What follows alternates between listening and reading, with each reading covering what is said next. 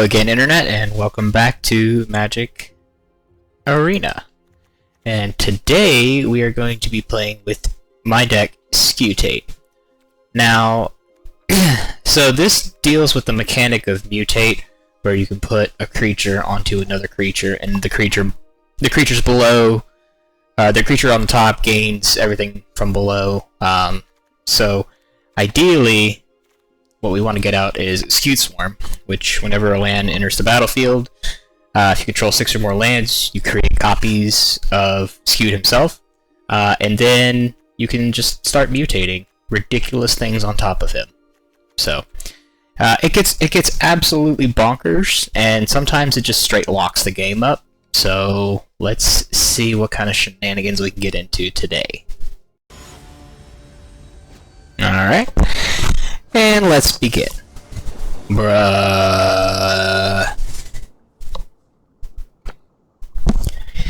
Alright, so right off the bat, there's a problem.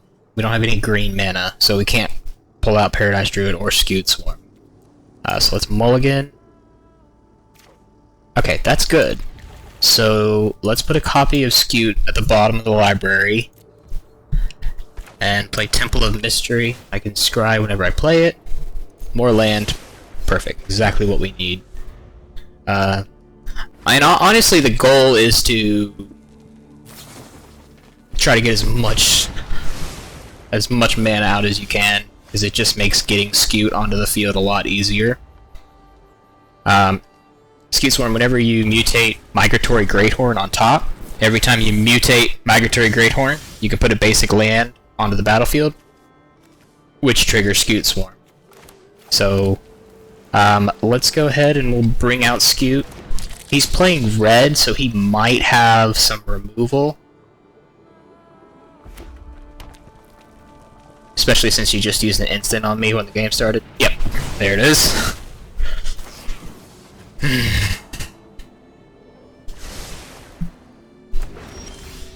I will say, there is not a lot of protection when it comes to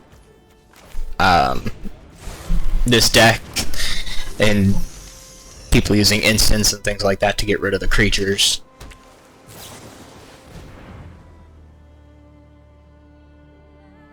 The top X cards of your library, where X is the amount of mana spent. Put 2 of them in your hand, the rest on the bottom. Alright, let's start building up some mana. So, you could either do under or over. If you do under, Glowstone takes the lead. If you put over, Migratory takes the lead. And so, ideally, we want the thing with the biggest power and toughness. Put 2 counters on it, get a land.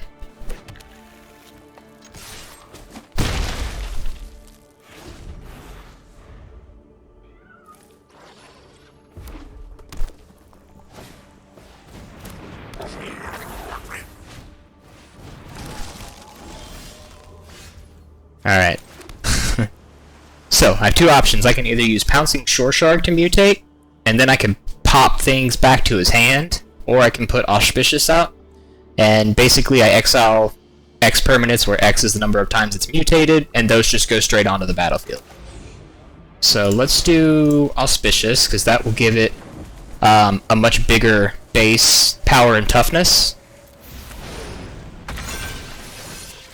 So he gets 2 more counters, I get to put a land out onto the field, and then those 2 just enter the battlefield willy-nilly.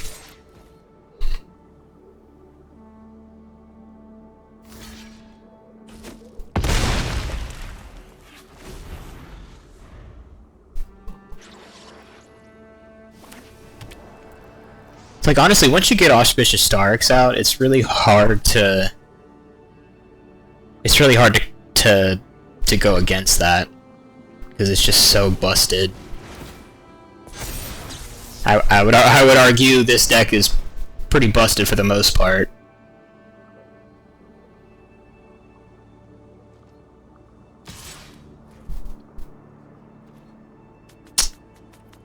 Okay.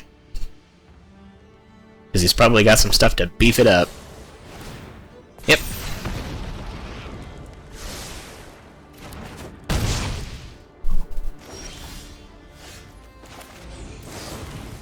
Now we're gonna put Shoreshark. Bounce this creature back to his hand. Oh. Too late. Love it. Alright, let's see what we can do for round 2. Okay, again, not bad. Keeping 2 hands is typically not the best thing to do, especially in Arena, but Lotus Cobra, whenever a land enters the battlefield, I can add an extra mana of any one color, so honestly, it helps out a lot to get that extra mana.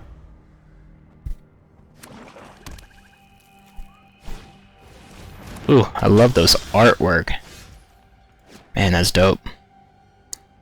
Alright, so we're gonna make a green mana and bring out Scute.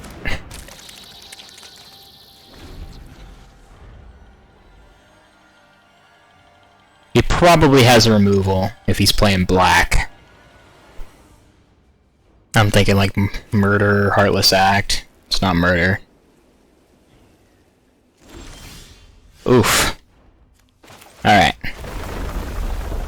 So we're gonna go ahead and add a green. So we have 1 open mana and then 4 mana right here. So we're gonna go ahead and mutate on top of Scute to bring out another land, which allows me to make another land like that, which allows me to play this.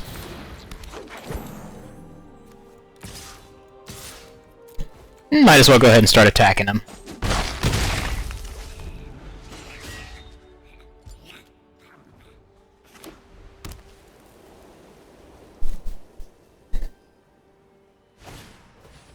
Ow! Damn it. It's alright.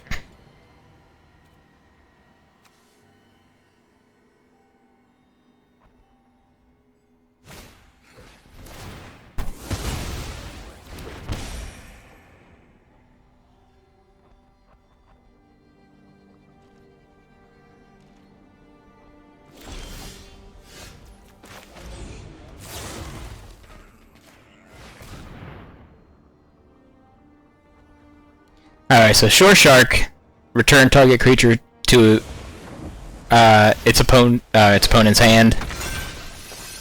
So I can put him back in his hand. Unless he destroys it.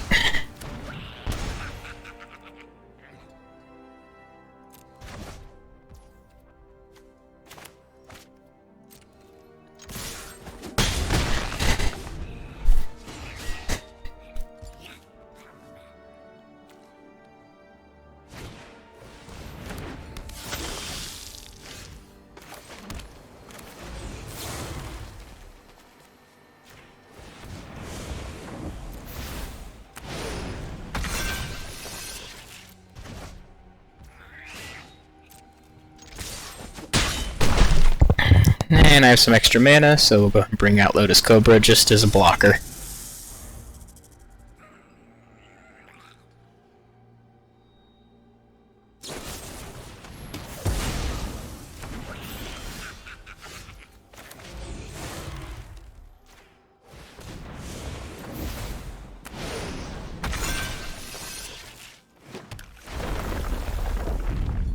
Mutate to me is such a fun mechanic. And it's a shame that they're probably never going to revisit it again, just for the fact that it is so overpowered.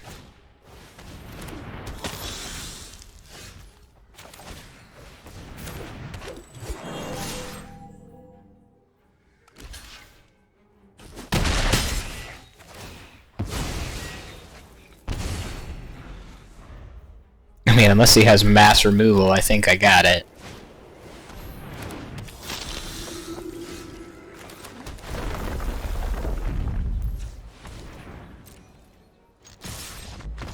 Boom! There it is. Just like that. Love this deck so much. Alright, this will be my last one. So let's make it count. Not bad at all. So Paradise Druid is nice to have in this deck, because 1, taps for any color, and it has hexproof when it's untapped. So ideally what I like to do is I like to bring out Paradise Druid and then just mutate on top, so that way the opponent cannot touch Paradise Druid. It does enter tapped because of this, and once again, this is a life gain deck. It's very easy.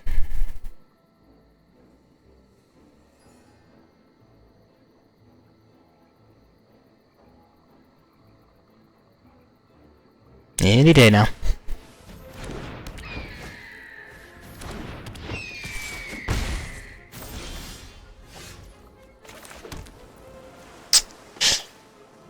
It's all good in the neighborhood. As I am going to destroy that. So Gemrazer, whenever he mutates, I can destroy a target enchantment or artifact. So now he has hexproof, which means he cannot be targeted by cards. Unless it's like an exile card.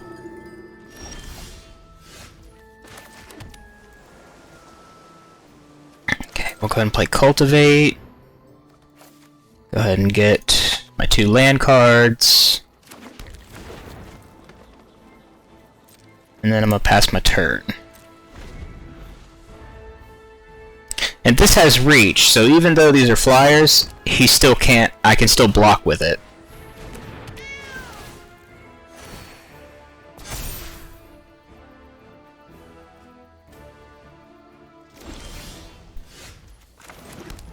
Alright, let's bring out Auspicious, which will allow me to destroy this enchantment right here that he has out, which will bring out stuff.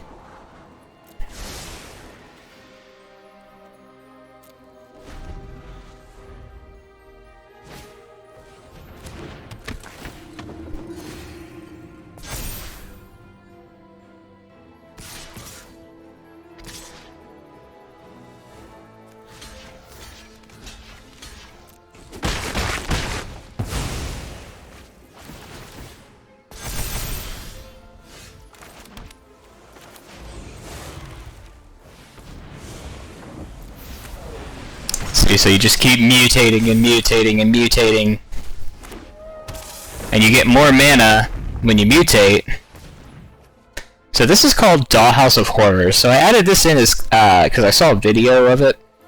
Basically, you can exile a creature from your graveyard, and you create a token that's a copy of it, except it's a 0/0 construct artifact, and it gets 1/1 for each construct you control.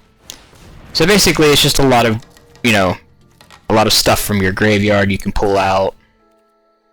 That's not smart. I'm not going to attack. But I don't think I have any, I don't have any creatures in my graveyard, so.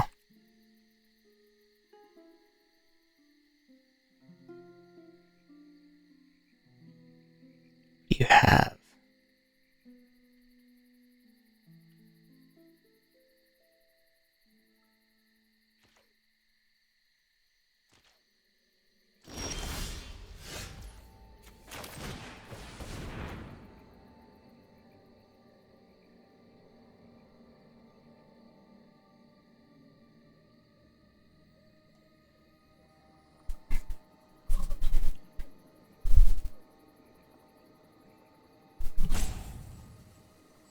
Come on, guy.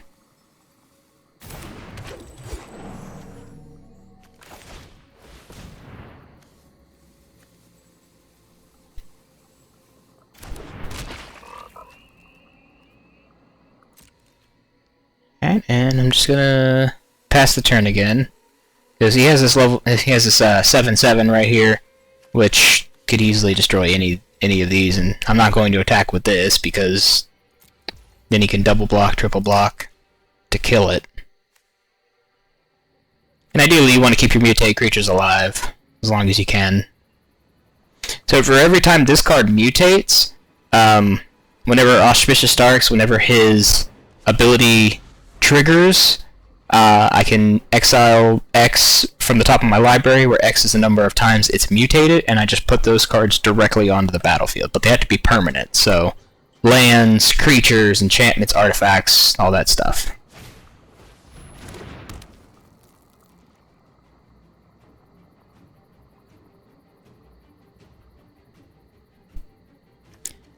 This is a enchanted creature can't block, and its activated abilities can't be activated. Which seems pretty silly to me to use it on him, because, I mean, it's not a... He can still attack. I mean, it's not like I'm going to mutate on top of him. I have this one right here. Come on, guy.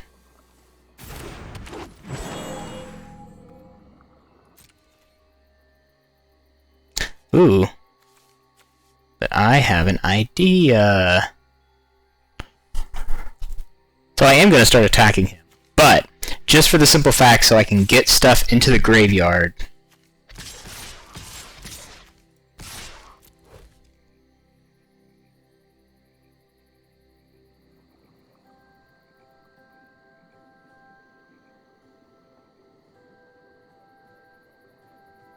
I really hope he actually blocks.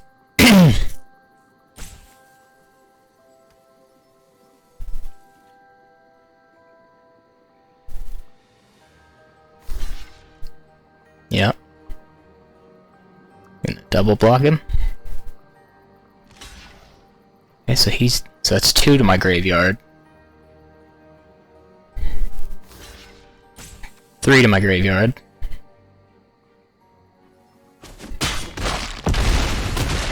And I kill 2 of his stuff. Yep. Alright, so now we can go ahead and start using Dollhouse of Horrors and start bringing back creatures from my graveyard.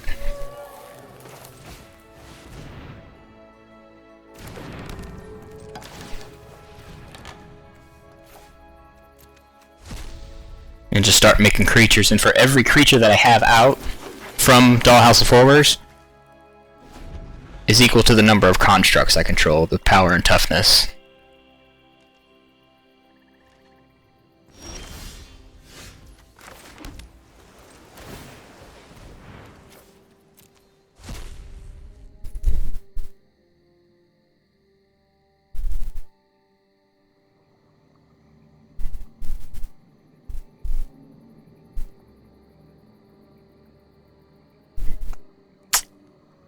Come on, dude.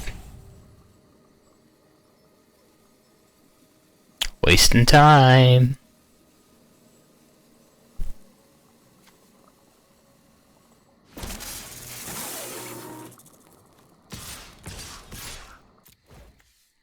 I'm only attacking with these 3 so they can go to the graveyard and I can pull them out with Dollhouse.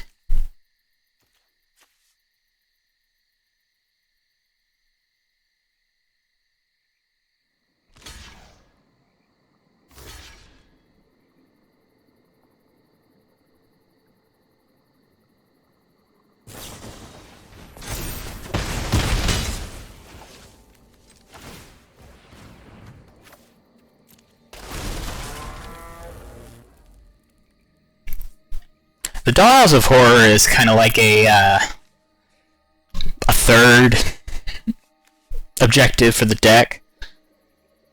It's only if if I'm not getting a lot of mutate cards, or Scute's not going off, then Dollhouse of Horrors is kind of like my backup plan.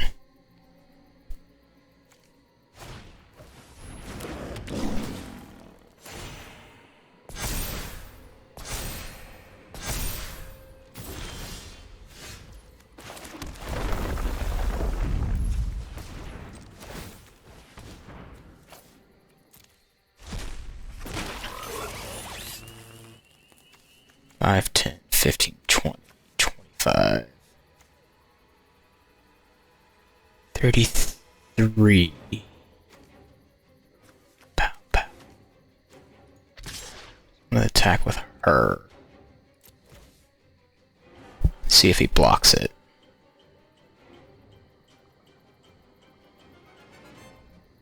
Oh I figure at this point he would just take it, but doesn't look like that's gonna happen.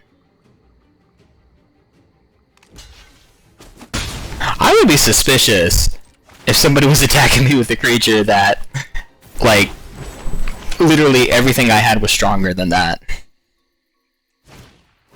But see now, because of Dollhouse of Horrors, all of these are 6/6s. And it doesn't matter how much life he gains, because I'm about to bounce his Hollowed Priest back to his hand.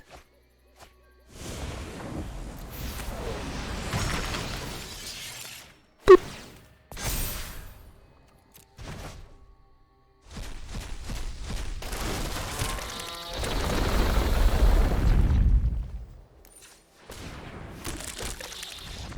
Boom. There it is. And thank you for watching my video. Please like and subscribe if you'd like to see more from me. I upload a couple times a week. See you next time.